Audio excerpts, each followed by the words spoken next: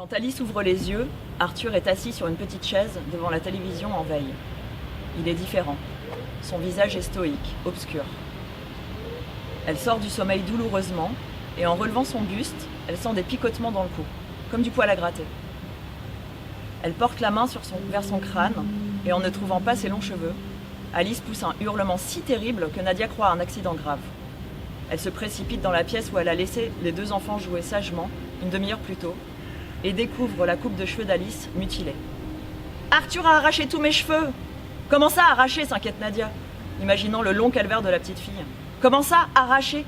reprend-elle en criant sur Arthur qui ne bouge pas. Il ne prend pas la peine de la regarder. « Pas arraché, coupé !» lâche-t-il, excédé par le vacarme provoqué par Alice. Une montagne de cheveux dorés sont dispersés sur le sol, au pied de la petite fille, toujours en larmes. Elle défroisse le peu de longueur qui lui reste, à peine 5 cm. « Moi aussi on m'a coupé les cheveux », susurre-t-il au bord des larmes. Alors une simple question pour commencer, pouvez-vous nous expliquer le choix du titre Arthur son ange ? Alors à la base, le roman je l'avais intitulé Dans le silence de la nuit. Et en fait on a mis, je pense plusieurs semaines en fait. Moi j'avais pas forcément d'idée. En fait j'avais pas vraiment de recul sur ce qui était le mieux, ce qui était le plus vendeur, puis j'ai pas forcément un regard de lecteur. Et donc Florence, elle m'a fait plusieurs propositions. Donc Florence Isaac, la directrice, la fondatrice de l'Échappée Belle. Et on a fini sur Arthur son ange, et je trouvais ça un peu mystérieux.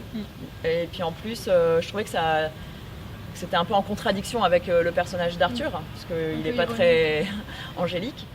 Vous abordez beaucoup de problématiques liées à la période de l'adolescence, donc par exemple la relation conflictuelle avec les parents, le harcèlement scolaire, la scarification, la découverte de la sexualité. Mais en même temps, il y a des passages très crus. Est-ce que vous vous adressez aussi à un lectorat adolescent de l'âge d'Arthur, de Diane, d'Émilie par exemple ? En écrivant, pour moi, j'écrivais pour un lecteur adulte. Oui. Donc j'ai pas écrit pour les adolescents à la base. Non, puis d'ailleurs je pense que peut-être que 17-18 ans c'est accessible. Moi à la base, l'écriture de ce livre c'était que je m'étais passionnée en fait. C'est bizarre de dire ça, mais j'ai toujours été intéressée par la psychanalyse. Moi pendant mes études j'ai fait un mémoire sur la psychanalyse. Donc c'était tout ce qui touche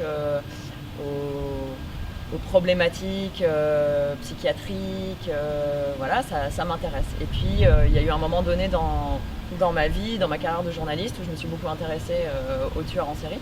Et en fait moi ce que je voulais faire c'était plus essayer de comprendre, donc même si je suis pas sûre de mon coup, mais j'avais lu tellement d'histoires, surtout sur les tueurs en série américains, dans les années 70-80, etc. Les premiers qui ont permis le profiling aux États-Unis, j'ai lu beaucoup de livres de Stéphane Bourgoin, qui malheureusement a été découvert comme un menteur, mais en tout cas il a écrit beaucoup de livres là-dessus, et ça m'a permis aussi de nourrir en fait le personnage d'Arthur. Après non, je pense que un adolescent ne devrait pas lire ce livre. D'accord. Alors vous avez fait le choix d'un narrateur omniscient, enfin en tout cas un narrateur à la troisième personne et qui rentre du point de vue de chaque personnage en fonction des chapitres. Ouais. Pourquoi ce choix et pourquoi ne pas avoir par exemple choisi un narrateur à la première personne du point de vue d'Arthur ? Bonne question. Honnêtement, c'est marrant parce que du coup ça c'était des questions. Alors moi j'ai écrit mon livre avant de faire les ateliers NRF avec Serge Joncourt, mais c'était une question pendant l'écriture de la nouvelle qui avait été abordée. En fait, on écrit, on voit si ça fonctionne. Parfois ça fonctionne pas, il faut changer le point de vue en fait. Il se trouve que là, en tout cas j'ai commencé à écrire et ça fonctionnait. Ça n'a pas été beaucoup plus réfléchi que ça du coup quoi. Est-ce que d'être que du point de vue d'Arthur, je suis pas sûre que j'aurais réussi à faire comprendre à ce point-là. Aussi dans le rapport avec la mère, parce que la mère elle a une grosse elle a une part de responsabilité, en tout cas dans la relation qu'elle entretient avec Arthur, qui est assez nocive et malsaine. Et je pense que si on n'est que du point de vue d'Arthur, on ne réalise pas non plus qu'elle elle, qu'est-ce qui la traverse aussi dans son ambivalence vis-à-vis de son fils. Alors, votre livre, selon les avis notamment sur Babelio, est considéré comme dérangeant, mettant mal à l'aise, étant terrifiant aussi, ce que j'ai personnellement ressenti, et violent, mais empreint d'une écriture qui tient le lecteur en haleine de la première à la dernière page, ce qu'on a confirmé notamment tout à l'heure. Et vous êtes journaliste, et ce livre est un roman. Est-ce que vous avez une écriture différente selon les articles, les romans Ouais, complètement. D'ailleurs, c'est marrant parce que j'ai commencé à écrire le livre... j'avais pas le même poste que j'occupe aujourd'hui. Au début, j'étais éditrice numérique. D'accord. Et ensuite, j'ai changé de poste quand j'ai terminé le livre et j'étais rédactrice culture. Enfin, je suis toujours rédactrice culture en fait à 20 minutes. Et c'est bizarre parce qu'en fait, on écrit tellement quand on est rédacteur. On a des automatismes d'écriture. Et puis de toute façon, l'écriture pour informer, c'est pas du tout la même que l'écriture pour divertir, ou pas forcément divertir, mais pour emmener quelqu'un quelque part, quoi. Là, on est quand même sur en journalisme, on est quand même sur quelque chose de... on essaye de rendre sympathique la lecture, mais on est quand même là pour donner des informations, quoi. Oui. Ce qui est complètement différent en fait comme manière d'écrire. Alors la fin du roman nous fait sérieusement penser à des extraits d'articles de journaux. Ah oui. J'imagine que vous avez lu.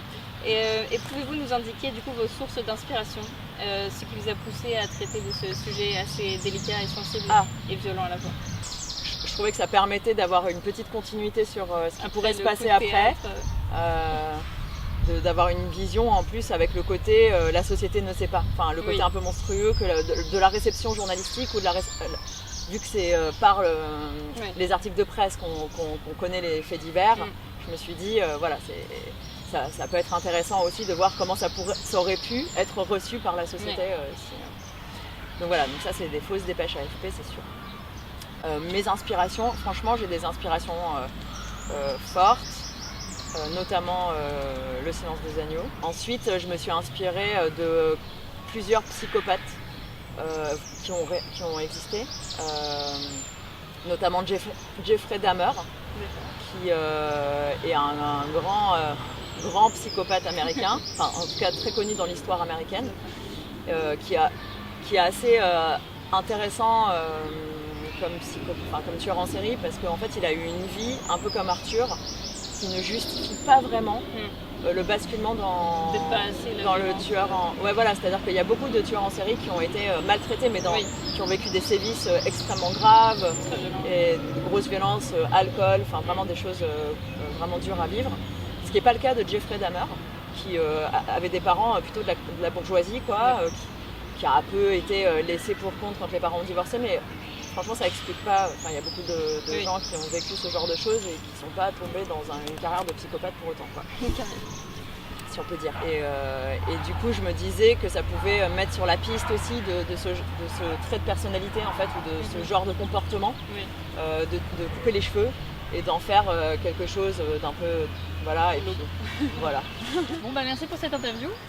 Donc on voulait conclure en précisant que vous étiez sélectionné à plusieurs concours, vous présentez Arthur son ange et on espère qu'on aura des bonnes nouvelles. Et on a hâte que les lecteurs de l'Échappée Belle découvrent tout ça encore une fois. Et à bientôt pour une peut-être prochaine interview. Ça marche, merci beaucoup.